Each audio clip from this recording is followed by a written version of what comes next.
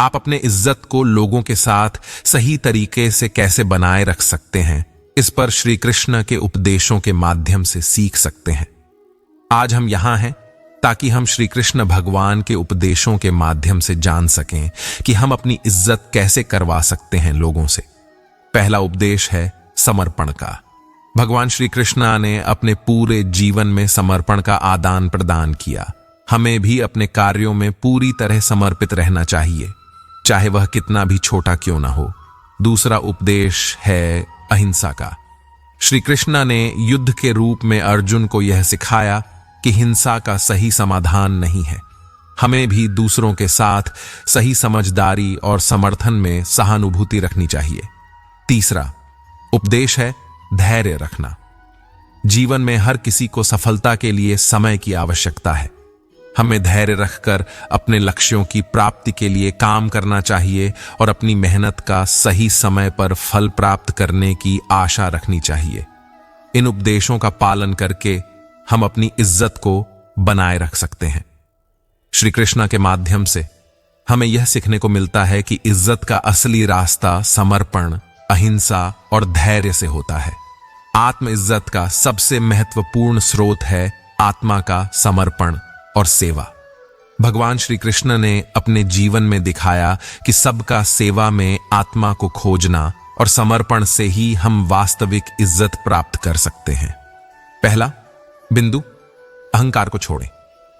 श्री कृष्ण ने गीता में कहा है कि हमें अहंकार को त्याग कर सबका सम्मान करना चाहिए। जब हम दूसरों को महत्वपूर्ण और समझते हैं तो हमारी इज्जत भी स्वतंत्रता से बढ़ती है।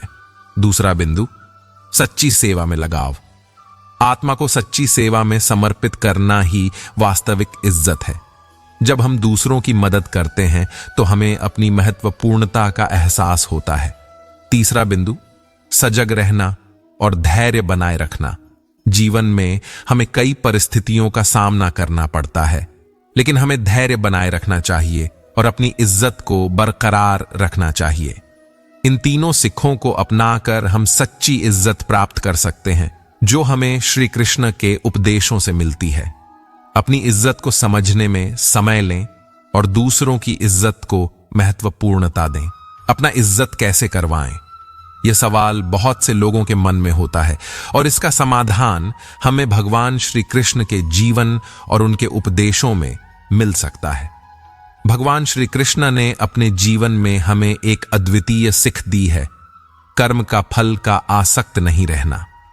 यह उनका महत्वपूर्ण सिद्धांत था, जिससे वे अपने कर्मों में समर्पित रहते थे, लेकिन फल के लिए उनका आसक्ति नहीं था। इससे उनका आत्मविश्वास बढ़ता गया और वे जो कुछ भी करते थे उसमें पूर्णता के साथ लगे रहते थे। हमें भी अपने कर्मों में समर्पित रहना चाहिए और फल की चिंता छोड़नी चाहिए। अगर हम अच्छे कार्य कर रहे हैं तो इज्जत अपने आप हमारे पास आएगी। भगवान श्री कृष्ण ने यह बताया कि कर्मों में समर्पण से ही हम अपने लक्ष्यों को प्राप्त कर सकते हैं और इज्जत प्राप्त कर सकते हैं। दूसरा महत्वपूर्ण बिंदु है सही संबंध बनाए रखना। आपके आत्मविश्वास को बढ़ावा देने वाले सहारे और मित्रों का चयन करें। भगवान श्री कृष्ण ने अपने सारथी और सखा श्रीदामा, सुदामा और गोपियों के साथ एक प्रेमपूर्ण और सहानुभूतिपूर्ण संबंध बनाए रखे।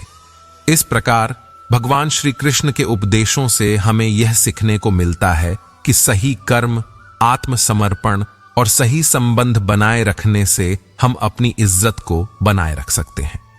यह हमें अच्छे और सतत कार्यों के माध्यम से उच्चता की दिशा में आगे बढ़ने का सामर्थ्य प्रदान करता है। आपका इज्जत सबसे पहले आपके आत्मसमर्पण और ईमानदारी से आता है। भगवान श्री कृष्ण ने अपने जीवन में इसे अपनाया और हमें भी इस प्रेरणादायक भाषण के माध्यम से यह सिखाया है कि इज्जत कैसे हासिल की जा सकती है। इज्जत यह एक बहुत मूल्यवान चीज है जो हमें समझना चाहिए कि यह हमारी आत्मा की गहराइयों में बसी होती है। भगवान श्री कृष्ण ने अपने जीवन में इज्जत का महत्व समझाया है और हमें यह सिखाया है कि इज्जत कैसे हमारी सोच, विचार और क्रियाओं में छिपी होती है। स्वाभाविकता का समर्पण। भगवान श्री कृष्ण ने हमें यह सिखाया है कि हमें अपने स्वभाव के साथ मेल खाना चाहिए और उसे समर्पित रूप से अपनाना चाहिए। जब हम खुद को स्वीकारते हैं और अपने आत्मा के साथ मेल खाते हैं तो इज्जत स्वतंत्रता से आती है। सत्य और न्याय का पालन करना। भगवान श्री कृष्ण ने अपने जीवन में सत्य और न्याय का पालन किया और हमें भी इसे अपनाने की सीख दी है। सत्यवादी और न्यायप्रिय रहना हमारी इज्जत को बनाए रखता है और समाज में हमारा सम्मान बढ़ता है। दया और सहानुभूति का भाव बनाए रखना। भगवान श्री कृष्ण ने दया और सहानुभूति का भाव दिखाया है, चाहे वह गोपी हो या कौरव। हमें भी दूसरों के साथ अच्छा व्यवहार करना चाहिए और उनकी मुश्किलें समझने का प्रयास करना चाहिए। इज्जत और सम्मान, ये दोनों हमारे जीवन में अत्यंत महत्वपूर्ण हैं। भगवान श्री कृष्ण ने हमें इसे प्राप्त करने के लिए कुछ महत्वपूर्ण उपाय बताए हैं जो हमें इस मार्ग में मार्गदर्शन कर सकते हैं। कर्म का योग। भगवान श्री कृष्ण ने कहा है कि हमें अपने कर्मों में समर्पण रखना चाहिए और फल की चिंता नहीं करनी चाहिए। यदि हम अपने कर्मों में ईमानदारी से लगे रहते हैं तो इज्जत स्वतंत्रता से आती है। दया और सहानुभूति।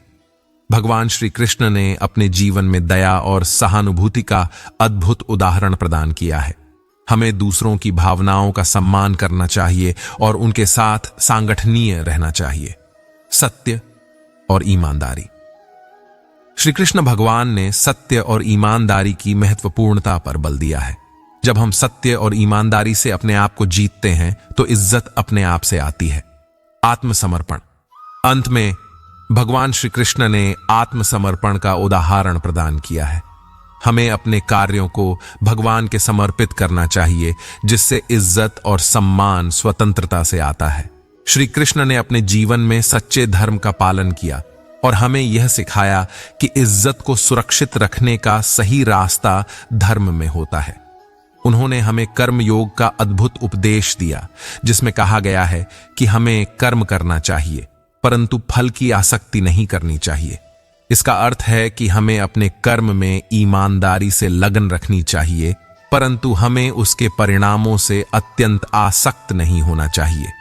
जब हम कर्म करते हैं और फल की चिंता नहीं करते तो हम आत्मा को मुक्ति की दिशा में बढ़ाते हैं और इज्जत आत्मसमर्पण से ही मिलती है। श्री कृष्ण ने हमें सहानुभूति और दया का भाव बनाए रखने की भी सीख दी है। इससे हम दूसरों की इज्जत का सम्मान करते हैं और समाज में एक सजीव और सांगठित साथी बनते हैं। इस उपदेश का पालन करके हम अपने जीवन को सफल बना सकते हैं और अपनी इज्जत को सुरक्षित रख सकते हैं।